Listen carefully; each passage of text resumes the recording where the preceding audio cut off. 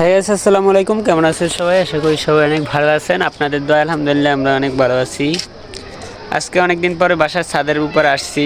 আসার মূলত কারণ হচ্ছে আজকে বাইরে প্রচুর রোদ উঠছে। অনেক দিন পরে, প্রায় কয়দিন, 7-8 দিন যাবৎ কোনো রোদই আসছিল না, মেঘলা আবহাওয়া ছিল, যার কারণে বাসার ছাদটাও ভুলে গেছিলাম যে বাসার উপর ছাদ আছে কিনা।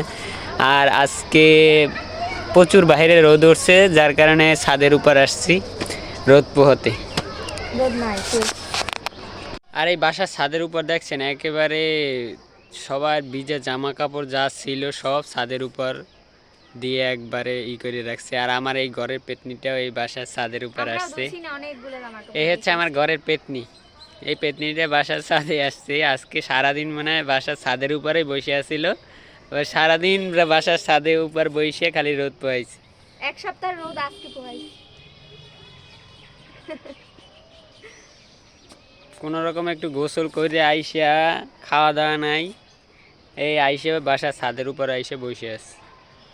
এই যে, আর আজকে দেখছেন এই যে সূর্য উঠছে কত সুন্দর। সকাল থেকে কত কাজ করছি, জামা কাপড় ধুইছি অনেক। প্রত্যেকটা বাসার ছাদেই দেখেন কি অবস্থা। এই যে একবারে সবাই যার যত জামা কাপড় ছিল বাসার মধ্যে, ভিজা জামা কাপড়, আধা জামা কাপড় যা ছিল সব ধুয়ে দেখেন বাসার ছাদের উপর টানাইছে। এই আমাদের বাসার ছাদের উপরে অনেকগুলা শুকাইয়ে নিয়ে গেছে। আর এই যে এই করতে কাজ তো করাই লাগবে, বাঁচতে হলে খেতে হবে, আর খেতে হলে কাজ করতে হবে। আসো।